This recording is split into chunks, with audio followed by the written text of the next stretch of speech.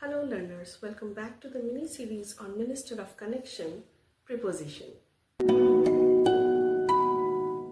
Today we will learn very important verb-preposition combination which is called prepositional verbs.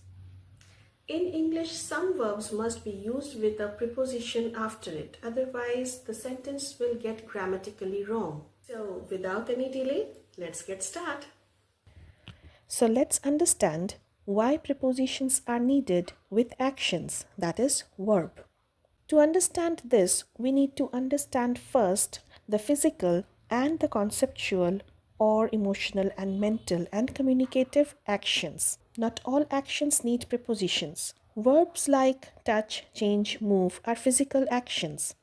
Touching the wall, changing the bed sheet, moving the chair, or kicking the ball, opening the door, or breaking the glass, they do not need preposition as the object here receives the action directly.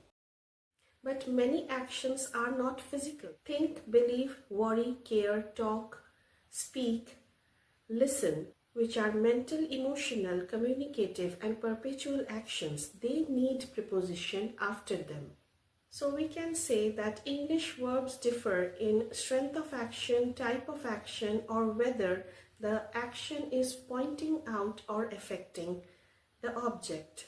These verbs cannot show the full meaning. The preposition here completes the idea by showing the direction of action and the target of action. To speak about direction of action, some verbs show an action moving towards a target, a person, or an object or idea. And preposition shows that direction, like listen to music or listen to your teacher. Here, the preposition to tells us the direction of that action. The action doesn't just happen, it moves. So while speaking about target of action, some verbs do not act directly on an object. Instead, the action is aimed at a target, like I'm waiting for the bus or wait for me. The preposition for introduces the target of the action.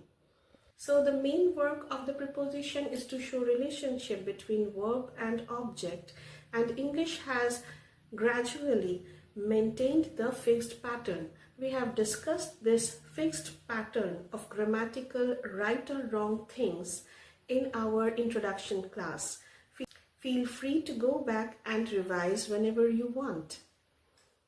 In short, preposition is needed to make the meaning clear, and each preposition gives a different meaning to the verb and the expression. For example, talking to someone indicates speaking.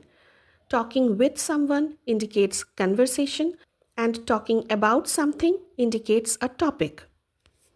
So we can see that some verbs and preposition pairs and act like a single vocabulary unit.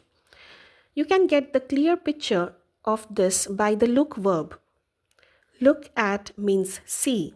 Look for means search. Look after means taking care, and so on and so forth. If I use the look verb with their preposition in sentence, it will look like look at the board or look at the picture, that is, see the picture or see the board. Next, I can go for looking for. I am looking for my phone or she is looking for a job. Looking for is here, meaning searching. There are more like belong, agree, worry, think, pay. Let's go through some of them. Belong to. This book belongs to me. Belongs to means ownership. Agree with. I agree with you. Agree with here means accept or concur. Worry about. Don't worry about the test. Worry about means concern. Pay for. Who will pay for the tickets?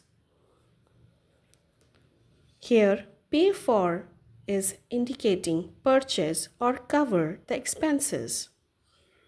Similarly, there are listen to, which means hear, laugh at, which means mock, talk to or speak to means address, think about means consider, and wait for means expect.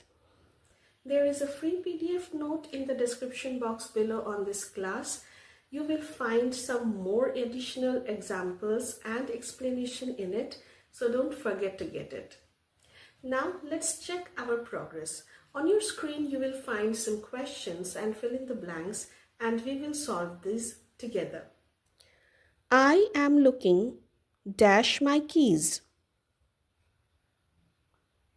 I am looking for my keys. Please listen dash the audio. Please listen to the audio. It depends dash the situation. It depends on the situation. Don't laugh dash me. Don't laugh at me. I hope you found this video useful. Do like, share and comment to grow my channel, and to get more real English learning tips, subscribe.